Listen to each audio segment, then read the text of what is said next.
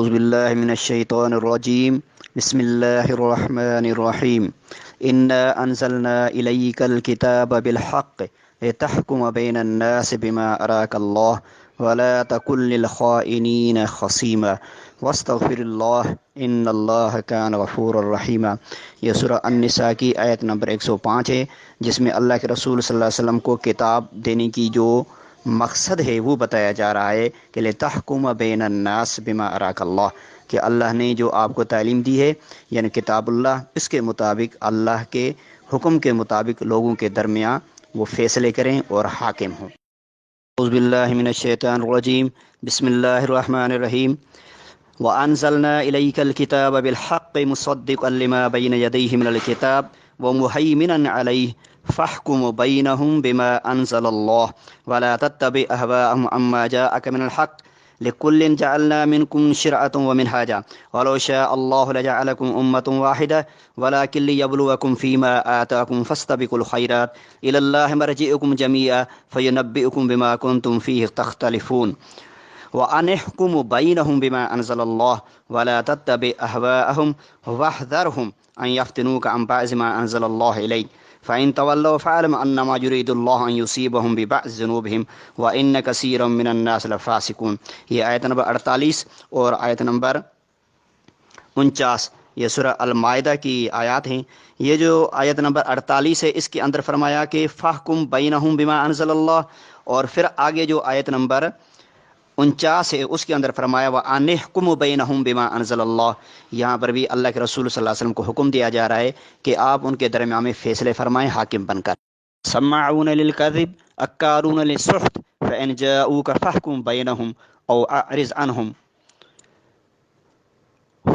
وإن تعرض عنهم فلن يضروك شيئا وإن حكمت فاحكم بينهم بالقسط إن الله يحب المقسطين۔ یہ آیت نمبر 42 ہے سورہ المائدہ کی۔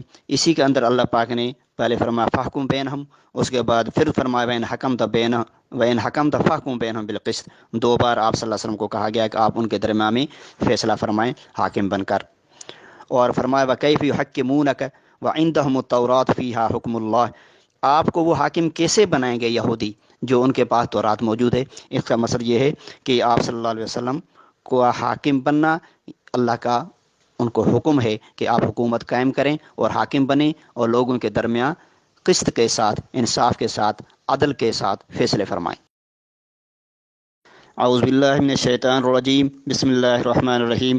لقد ارسلنا رسلنا بالبینات وانزلنا معهم الكتاب والمیزان لیقوم الناس بالقسط وانزلنا الحدید فیہ بأس شدید ومنافع للناس ولیعلم اللہ من ینصرہ ورسلہ بالغیب ان اللہ قوی عزیز۔ یہ سورہ الحدید اس کی آیت نمبر 25 ہے۔ اس کے اندر اللہ فرماتا ہے سارے رسولوں کے متعلق فرمایا اور سارے رسولوں کے کتابوں کے متعلق فرمایا کہ ان کو نازل اس لیے کیا گیا تھا تاکہ لیقوم الناس بالقسط، تاکہ لوگوں کے درمیان انصاف قائم ہو۔ ظاہر ہے انصاف قائم کرنے کے لیے حکومت ضروری ہے، حاکم بننا ضروری ہے۔ تو سارے نبی رسولوں کا جو مقصد تھا وہ یہی تھا تاکہ لوگوں کے اندر جو معاشرہ قائم ہو، جو سوسائٹی قائم ہو، ایسی سوسائٹی معاشرہ قائم ہو جس کے اندر انصاف ہو، جس کے اندر عدل ہو، جس میں کوئی ظالم نہ ہو اور مظلوم کی اس میں مدد ہو۔ ظاہر ہے اس کے لیے حکومت ضروری ہے۔ اصل مقصد تو یہی تھا جس کے لیے رسول و نبیوں کو بھیجا گیا۔ اعوذ باللہ من الشیطان الرجیم، بسم اللہ الرحمن الرحیم۔ هو الذی ارسل رسولہ بالہدی ودین الحق لیظہرہ علی الدین کلہ وکفی باللہ شہیدا۔ سورہ الفتح اور اس سورت کی یہ آیت نمبر ہے 28 نمبر۔ اس کے اندر اللہ پاک نے اپنے رسول صلی اللہ علیہ وسلم کو جو رسالت دے کر بھیجی، دین دے کر بھیجا، ہدایت دے کر بھیجی، اس کا مقصد یہ بتایا جا رہا ہے کہ لیظہرہ علی الدین کلہ، تاکہ جو دین اسلام ہے اس کو باقی دینوں کے اوپر غالب کیا جائے۔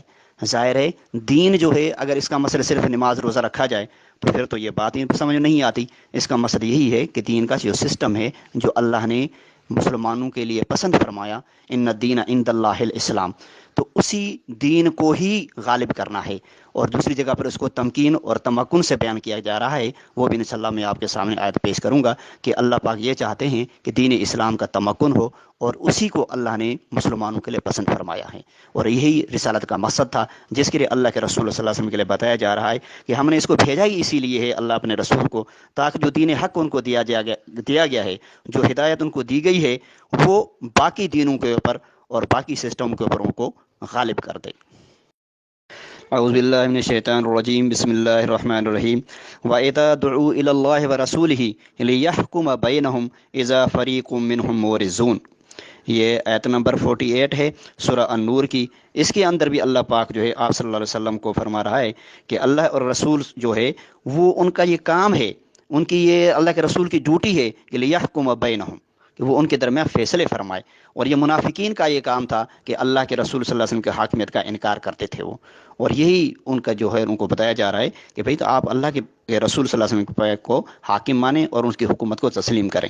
تو اسی سے ظاہر ہے کہ اللہ کے رسول صلی اللہ علیہ وسلم جب حکومت قائم کریں گے تو وہ آگے ان کی حکومت کا آگے تسلیم کریں یا نہ تسلیم کریں تو بعد کی بات آتی ہے۔ تو اللہ کے رسول صلی اللہ علیہ وسلم کو اسی لیے کہا جا رہا ہے کہ لِيَحْكُمَ بَيْنَهُمْ، تاکہ اللہ کے رسول ان کے درمیان فیصلے کرو۔ یہی ان کو دعوت دی جا رہی ہے، وَإِذَا دُعُوا إِلَى اللَّهِ وَرَسُولِهِ، ان کو یہی دعوت دی جا رہی ہے۔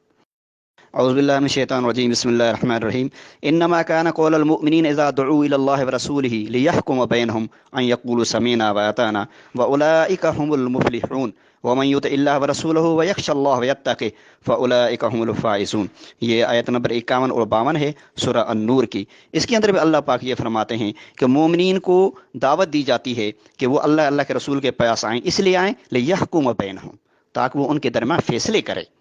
یہ ان کے حکومت کی بات کی جا رہی ہے، اور وہ مومنین کا کام کیا ہے کہ اللہ کے رسول کا جب فیصلہ سن لیں تو اس کی اطاعت کر لیں، وَأُولَٰئِكَ هُمُ الْمُفْلِحُونَ، اور یہی کامیاب ہیں، اور اسی کو اطاعت کہا جا رہا ہے۔ وَمَن يُطِعِ اللَّهَ وَرَسُولَهُ، اللہ کے رسول کی اطاعت ہی یہ ہے کہ ان کے جو فیصلے ہیں ان کو مانا جائے۔ اگر وہ صرف توحید کی بات تھی تو پھر اتنی لمبی چوڑی بات کرنے کی ضرورت ہی نہیں تھی۔ سورہ نور کی اسی آیات کے ساتھ ہی یہ جو اللہ کے رسول صلی اللہ علیہ وسلم کی طرف سے فیصلے کرنے، حکومت کے اور حاکم بننے کے، اسی سلسلے میں آگے چلتے اسی کے رزلٹ کے طور پر آگے وعدہ کیا جا رہا ہے اللہ کی طرف سے کہ وعد اللہ الذین آمنوا منکم وعملوا الصالحات لیستخلفنہم فی الارض کما استخلف الذین من قبلہم ولیمکنن لہم دینہم الذی ارتضی لہم، کہ اللہ نے اس دین کو، جس دین کو مسلمانوں کے لیے پسند فرمایا ہے، اسی دین کو تمکین عطا فرمائیں گے، اسی کو معاشرے کے اندر نافذ کریں گے۔ یہ مسلمانوں کے ساتھ وعدہ کیا جا رہا ہے، اور ان کو خلافت کا ان کے ساتھ وعدہ کیا جا رہا ہے۔ اب جب خلافت کا اور دین کے نفاذ کا اور حکومت کا، خلافت کا، ریاست کا ایک وعدہ کیا جا رہا ہے، اور اسی ایسی خلافت جس کے اندر امن ہوگا، جس کے اندر بد امنی نہیں ہوگی، جس کے اندر کوئی ظالم نہیں رہے گا، اب اسی قسم کی حکومت کا وعدہ کرنا یہ خود اسی بات کی دلیل ہے کہ مقصد کیا تھا اس سارے جو جدوجہد تھی آپ صلی اللہ علیہ وسلم کی، اس کا اصل جو ٹارگیٹ تھا وہ کہاں پہنچنا تھا، اسی وعدے کے اندر اسی چیز کو بیان کیا جا رہا ہے۔ اگر یہ مقصد نہیں تھا تو اس قسم کے وعدے کرنے کی ضرورت نہیں تھی۔ جب یہ مقصد ہی نہیں تھا کہ بھئی حکومت قائم کرنی ہے، یا جو ہے حکومت حاصل کرنی ہے، یا ریاست قائم کرنی ہے، یا حاکم بننا ہے، یہ اگر مقصد ہی نہیں تھا تو پھر اس قسم کے وعدے کرنے کی ضرورت نہیں تھی، بلکہ یہ مثال دینے کی ضرورت نہیں تھی۔ تو پہلوں کو بھی ہم نے اس طرح نوازا ہے جنہوں نے ایمان اور عمل صالح کیا تھا۔ تو اسی سلسلے میں ہی جب ترغیب دی جا رہی ہے، جب اس کا وعدہ کیا جا رہا ہے، تو وہ کوئی ایسے نہیں وعدہ کیا جا رہا ہے، اس کے لیے تیار کیا جا رہا ہے، بلکہ پہلے جو آیات ہیں اس کے اندر جو اطاعت ہے اسی سلسلے میں اطاعت کی بات کی جا رہی ہے کہ بھئی اس سلسلے میں جو آپ کو اللہ کے رسول صلی اللہ علیہ وسلم جو آپ کو احکامات دیتے ہیں، یا ریاست کی طرف سے آپ کو جو احکامات دیے جا رہے ہیں، تو ان سب کو آپ نے تسلیم کرنا ہے۔ ریاست قائم کرنی ہو یا ریاست قائم ہونے کے بعد جو ریاست کی طرف سے احکامات ہیں ان کے اوپر جب آپ عمل کرتے ہیں تو یہی اصل میں تقویٰ بنتی ہے۔ اعوذ باللہ من الشیطان الرجیم، بسم اللہ الرحمن الرحیم۔ وَأَقِیمُوا الدِّینَ، اللہ نے فرمایا دین کو قائم کرو۔ یہ سارے انبیاء کرام کو اللہ نے حکم دیا تھا۔ اقامت دین کا مقصد صرف یہ نہیں ہے کہ آپ جو ہے وہ نماز پڑھ لیں اور روزہ رکھ لیں اور تھوڑے بہت اخلاقیات اختیار کر لیں، تو یہ اصل میں اقیم الدین، پورے دین کی بات کی جا رہی ہے۔ وہ پورے دین کے اندر معاشرتی احکامات بھی ہیں، ریاست کے احکامات بھی ہیں، ان سب کو قائم کرنا ہے۔ دین کے صرف ایک حصے کو قائم نہیں کرنا ہے۔ افتؤمنون ببعض الکتاب وتکفرون ببعض، اس پر عمل نہیں کرنا ہے۔ پورے دین کو، جو بھی دین ہے، آپ صلی اللہ علیہ وسلم کو صرف جو ہے کوئی انفرادی اور اخلاقی اور چند جو عقائد کے احکامات نہیں دیے گئے، قرآن کا کتنا حصہ ہے جو ان چیزوں پر شامل ہے؟ اگر آپ غور کریں گے تو اخلاقیات کے اوپر، عبادات کے اوپر، ایمانیات کے اوپر کتنا حصہ ہے۔ توحید کو چھوڑ کر اگر آپ توحید کا عقیدے کو نکال دیں، باقی چیزیں کیا بچتی ہیں؟ قرآن کا 5% بھی نہیں بچتا۔ یعنی جو قرآن کا جو 95% سے بھی زیادہ حصہ جو ہے وہ ریاست، حکومت، معاملات، بین الاقوامی تعلقات اور معاہدات اور جو ہے قوموں کے عروج و زوال، ان چیزوں کے ساتھ قرآن کا تعلق ہے۔ کہاں ہیں آپ دیکھ لیں، نماز کے لیے 2 آیات میں نازل نہیں کی جا رہی کہ بھئی اس کی رکعتیں کتنی ہیں، تو اس کے ٹائم کے ہیں کہ سارا جو ہم جو اگر تبلیغی دین کو اگر دیکھا جائے تو تبلیغی دین کا خلاصہ کیا بنتا ہے؟ 5 ٹائم نماز پڑھو۔ اس کے اوپر کوئی آیت مکمل نہیں کی جا رہی، لیکن اس کی بجائے جہاد کے اوپر اور پوری ریاست کے اوپر اور پوری جو ہے پورا قرآن نبی صلی اللہ علیہ وسلم کی کیا ان کی زندگی کی باتیں بتا رہا ہے۔ آپ صلی اللہ علیہ وسلم کی زندگی کا جو اکثر حصہ ہے، جو اکثر اوقات ہیں، وہ کس میں گزر رہے ہیں؟ سوچنے والی بات ہے کہ اصل جو مقصد ہے وہ کیا ہے۔ ابو بکر، عمر، عثمان، علی رضی اللہ تعالیٰ عنہم، یہ ان کی زندگی کا کیا تھا؟ یہ تو ان کے نعوذ باللہ انہوں نے تو پوری زندگی پھر جو ہے نا وہ اس ایسے مقصد میں لگا دی جو مقصود ہی نہیں تھا، جو اللہ کا حکم ہی نہیں تھا۔ وہ تو پھر ساری اس نعوذ باللہ اس سے بہتر پھر تو ہم کہیں گے آج کل کے تبلیغ جماعت والے ہیں۔ وہ جب وہ سال لگاتے ہیں، پورا سال جو ہے یا کوئی کسی کی پوری زندگی لگی ہوئی ہے اس کے کام کے اندر، بسترے اٹھا کر سب کچھ چھوڑ چھاڑ کے اس کے پیچھے پڑے ہوئے ہیں۔ تو تھوڑا سوچنا چاہیے، قرآن مجید کو اس طرح نہیں ہے کہ قرآن مجید جو ہے نا وہ صرف یہ چند جو ہے نا وہ 2-3 چیزوں کے لحاظ سے قرآن مقصد ہے، باقی قرآن جو ہے نا نعوذ باللہ یا تو منسوخ ہے یا پھر آج کل وہ متروک ہے۔ اعوذ باللہ من الشیطان الرجیم، بسم اللہ الرحمن الرحیم۔ فَلِذَلِكَ فَادْعُ وَاسْتَقِمْ كَمَا أُمِرْتَ وَلَا تَتَّبِعْ أَهْوَاءَهُمْ وَقُلْ آمَنْتُ بِمَا أَنزَلَ اللَّهُ مِنْ كِتَابٍ وَأُمِرْتُ لِأَعْدِلَ بَيْنَكُمْ اللَّهُ رَبُّنَا وَرَبُّكُمْ لنا اعمالنا ولکم اعمالکم لا حجت بیننا وبینکم اللہ یجمع بیننا والیہ المصیر۔ یہ آیت نمبر 15 ہے سورہ الشورى کی۔ اسی کے اندر اللہ کے رسول صلی اللہ علیہ وسلم اللہ پاک فرما رہے ہیں اللہ کے رسول کو کہ آپ ان کو بتائیں وامرت لاعدل بینکم، مجھے یہ حکم دیا گیا ہے، یہ اللہ کے رسول کو امر دیا جا رہا ہے کہ لاعدل بینکم، تاکہ میں تمہارے درمیان عدل کروں اور تمہارے درمیان عدل کو قائم کروں۔ اب ظاہر عدل قائم کرنے کے لیے حکومت کی ضرورت ہے، اللہ کے رسول صلی اللہ علیہ وسلم کو حاکم بننے کی ضرورت ہے، ویسے عدل قائم نہیں ہو سکتے صرف تبلیغی بن کے۔ اعوذ باللہ من الشیطان الرجیم، بسم اللہ الرحمن الرحیم۔ فلا وربک لا یؤمنون حتی یحکموک فیما شجر بینہم ثم لا یجدوا فی انفسہم حرجا مما قضیت ویسلموا تسلیما۔ سورہ النساء یہ کی آیت نمبر 65 ہے، اور اسی کے اندر اللہ پاک فرما رہے ہیں، قسم اٹھا کر کہہ رہے ہیں کہ یہ ایمان والے ہو ہی نہیں سکتے جب کہ اللہ کے رسول صلی اللہ علیہ وسلم کو حاکم نہ مان لیں، جب تک آپ صلی اللہ علیہ وسلم کی حکومت کو تسلیم نہ کر لیں۔ آپ صلی اللہ علیہ وسلم حکومت یعنی اللہ کی ہی حکومت ہے، اسی میں اس کی اطاعت مقصود ہے۔ تو اللہ حتیٰ یحکموک، اللہ کے رسول کو حاکم بنانا، حاکم ماننا، حاکم تسلیم کرنا، ان کے فیصلوں کو جو وہ بطور حاکم جو ریاست کے والی کی حیثیت سے جو وہ فیصلے فرما رہے ہیں ان کو تسلیم کرنا، یہ ایمان کا حصہ ہے۔ یعنی یہ جب آپ اس میں ایمان ہی نہیں ہوتا، جب تک یہ اس کو بطور حاکم تسلیم نہیں کرتے تب تک وہ مومن ہی نہیں ہو سکتے۔ کتنا زور دیا جا رہا ہے اور کتنی اہمیت اس چیز کی بیان کی جا رہی ہے کہ بھئی اللہ کے رسول صلی اللہ علیہ وسلم کا جو مقصد تھا وہ اسی کے اندر بالکل واضح ہے۔ اعوذ باللہ من الشیطان الرجیم، بسم اللہ الرحمن الرحیم۔ ان اللہ یأمرکم ان تعدوا الامانات الى اهلها واذا حکمتم بین الناس ان تحکموا بالعدل ان اللہ نعم ما یعظکم به ان اللہ کان سمیعا بصیرا۔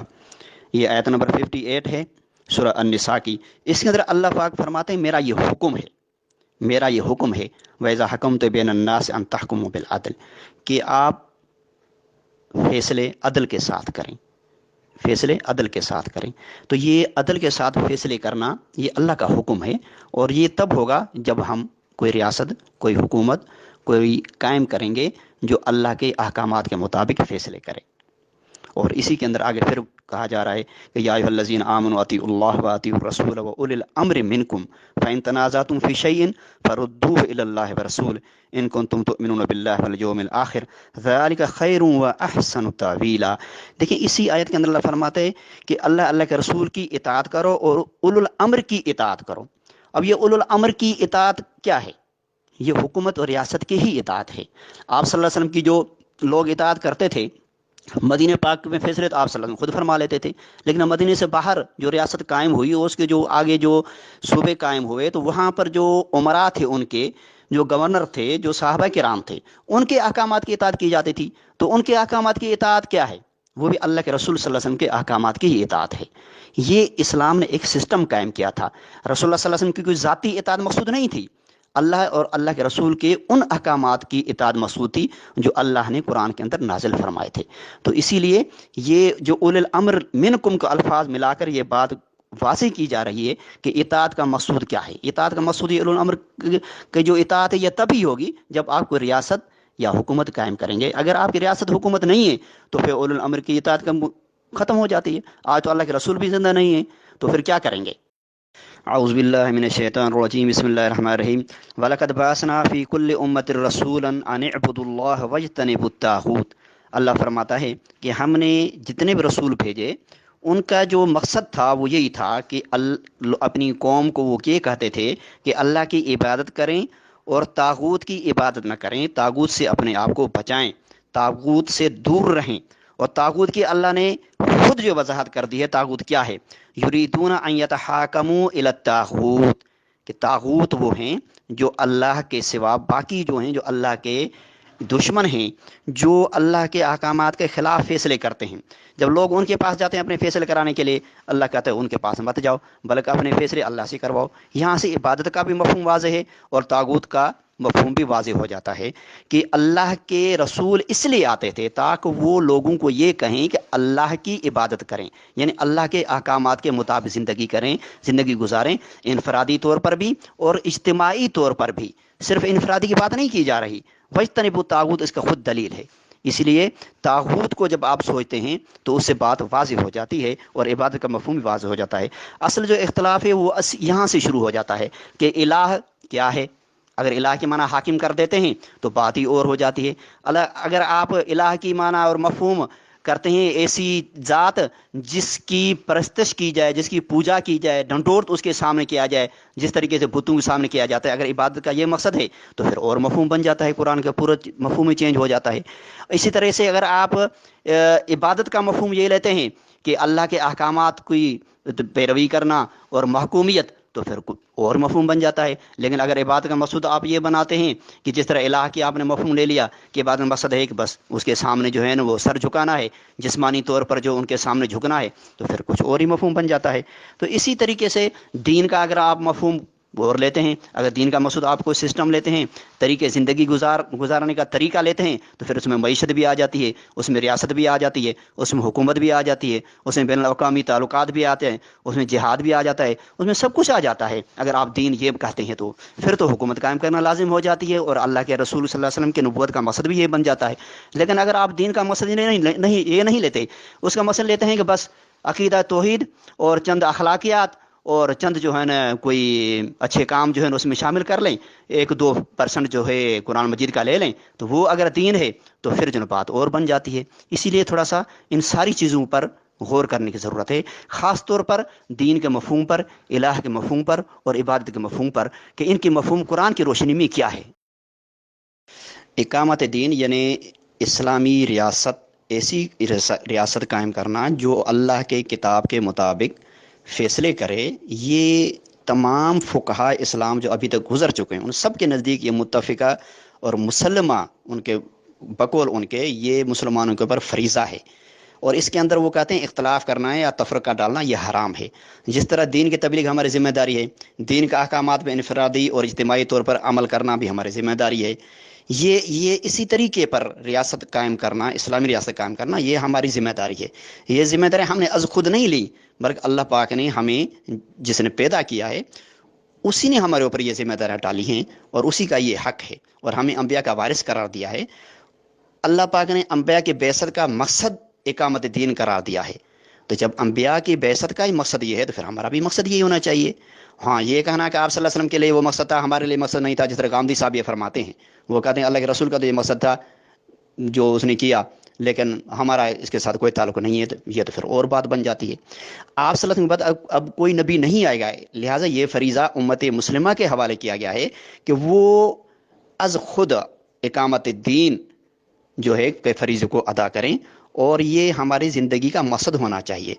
اور مقصد زندگی قرار دینے کے بعد یہ ضروری ہے کہ ہم اپنے مقصد زندگی کا صحیح شعور بھی حاصل کریں اور اس کے مطابق اپنے اندر مطلوبہ جو اخلاق ہیں اور صاف ہیں استعداد ہیں وہ پیدا کریں، جس طرح آپ صلی اللہ علیہ وسلم نے صحابہ کرام کے اندر جو پیدا کی تھی.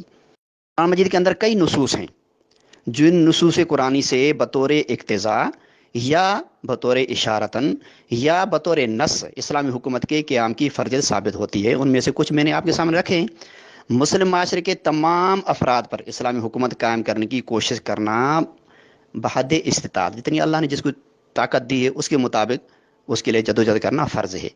استطاعت کے باوجود اسلامی حکومت قائم کرنے کی کوشش نہ کرنا ویسے ہی گناہ معصیت ہے جیسے صاحب استطاعت مسلمان پر روزہ، نماز، زکوٰۃ، حج فرض ہیں اور ان فرائض کا ترک کرنا عاقبت کو برباد کرنا ہوتا ہے. تو دوسرے فرض کی طرح یہ بھی ایک فریضہ ہے، اس پر کیوں نہیں غور کیا جاتا یا اس کی طرف کیوں توجہ نہیں دی جاتی؟ ہاں، حکومت اگر اللہ کے قانون پر مبنی ہے اور اس کا حکم جاری کرتی ہے تو اس کی اطاعت فرض ہے. مومن وہ ہے جو قرآن کریم کو اللہ کی طرف سے عطا کردہ واحد، مکمل اور آخری ضابط حیات خیال کرے، اس پر یقین رکھے. ہر مومن کا فرض ہے کہ وہ اس دنیا میں نظام الہی اللہ جو چاہتا ہے اس کے قیام کے لیے پوری کوشش کرے. وہ جس ملک میں بھی ہو، جس مقام پر بھی ہو، وہاں سے اپنے استطاعت کے مطابق اور ان حالات میں جو وہاں پر حالات ہیں امن کے ساتھ رہتے ہوئے اس کے لیے جدوجہد کرے. کیونکہ اللہ کا جو نظام ہے کسی مقام یا کسی دور سے مختص نہیں ہے. اس کی پوری کوشش یہی ہونی چاہیے کہ تمام جو باقی جو باطل نظام ہیں جو زندگی میں انسانوں کو گمراہ کرتے ہیں اس کی بجائے اللہ کا نظام قائم ہو جائے اور زمین پر خالص اللہ کا دین قائم ہو. وَيَكُونَ الدِّينُ لِلَّهِ، صرف اللہ کا دین ہو، باقی سارے فتنے، سارے فساد ختم ہو جائیں. یہی قرآن مجید کے اندر بھی بتایا گیا ہے. اسی لیے اسی نظام کی اطاعت اللہ رسول کی اطاعت ہے، اور جو اللہ رسول کی اطاعت کرنا چاہتے ہیں ان کے لیے یہ ضروری ہے کیونکہ اس کے اطاعت کا عملی طریق ہی یہی ہے، اور کہ اس کا جو دیا ہوا نظام ہے اس کو جاری کریں. جو اللہ کے دیے ہوئے نظام کے علاوہ کسی بھی نظام کے تحت زندگی بسر کرنے پر راضی ہیں دل سے، تو میں تو سمجھتا ہوں اللہ کے رسول کے باغی ہیں اور نافرمان ہیں، کتنے بھی نماز روزے کے وہ پابند ہوں. سیدنا موسیٰ علیہ السلام کو اللہ پاک نبی بنا کر بھیجتے ہیں اور ان کو کہتے ہیں کہ ارسل بنی اسرائیل، جاؤ پھر ان کو کہو کہ بھی بنی اسرائیل کو میرے ساتھ بھیج دو. بھائی کیوں، کیا ضرورت تھی؟ پہلے تو اس کو جاتے ہی پہلی ملاقات میں اس کو کہتے ہیں ارسل بنی اسرائیل کو چھوڑ دو، میں ان کو تیری غلامی سے آزاد کرانے کے لائے. اس کے اوپر جھگڑا شروع ہو جاتا ہے. بھائی اتنی ضرورت کی، اتنی تکلیف کی ضرورت ہی کیا تھی؟ موسیٰ علیہ السلام اللہ کے نبی ہیں، اس کو جا کر تبلیغ کرتے، اس کو ہدایت کی راہ پر لاتے پہلے، پر اس کو جو وہ اگر ہدایت یافتہ ہو جاتا ہے خود بخود یہ کام ہو جاتے. اس لیے سوچنا چاہیے کہ اللہ کے نبیوں کا جو مقصد ہے وہ بنیادی مقصد یہی تھا کہ لوگوں کو اللہ کی طرف بھی بلائیں اور اس کے ساتھ ساتھ ان کے جو انسانی حقوق ہیں وہ بھی پامال نہ ہوں، ان کو وہ بھی ملیں اور ان کو غلامی سے آزادی ملے. ان کو انسانوں پر جو حکومت تھی اس کو ختم کرنا بھی مقصود تھا. یہ اللہ کے جو نبی اور رسول تھے یہ انقلابی تھے. وہ کوئی ملے مولوی پیر یا اس قسم کے صوفی یا یہ شوں پھوں کرنے والے اور تعویذات کرنے والے یا جو ہے نا وہ بسترے اٹھا کر تبلیغ کرنے، یہ اس قسم کی سوچ جو ہے نا یہ بعد کی پیداوار ہے جو تصوف کی وجہ سے ہمارے اندر آ گئی ہے. آپ صلی اللہ علیہ وسلم کے نعوذ باللہ اگر مدینہ پاک میں جا کر حکومتیں قائم کرنی شروع کر دیں اور دوسرے کاموں میں لگ گئے اور جو اصل جو مقصد ہے تبلیغ والا اس کو تو نعوذ باللہ پھر تو وہاں تو بالکل چھوڑ دیا. مکہ پاک میں پھر بھی آپ صلی اللہ علیہ وسلم چلو بازار میں جاتے تھے، بازاروں میں گھروں میں جاتے تھے، لوگ جہاں اکٹھے ہو جاتے تھے وہاں جاتے تھے، کعبۃ اللہ کے ساتھ اکٹھے ہو جاتے وہاں جاتے تھے، ایک کے پاس جاتے تھے، سارے یہ کام کرتے تھے. لیکن مدینہ پاک میں آ کر تو سارا کام یہ چھوڑ دیا. پھر نعوذ باللہ ہم کیا کہیں، تو وہ جو مقصد نبوت تھا ان کو انہوں نے بالکل ترک کر دیا. نعوذ باللہ یا آپ صلی اللہ علیہ وسلم اگر مدینے میں سارے مسلمان ہو گئے تھے تو چلو اڑوس پڑوس میں ادھر ادھر نکل جاتے، وہاں بیٹھ کر کیوں حکومت اور ریاست اور جہاد اور جناب رات دن 24 گھنٹے پوری زندگی جو اس کے اوپر لگا رہے ہیں مدینہ پاک آنے کے بعد، یہ کیا ہے؟ تھوڑا سوچنا چاہیے.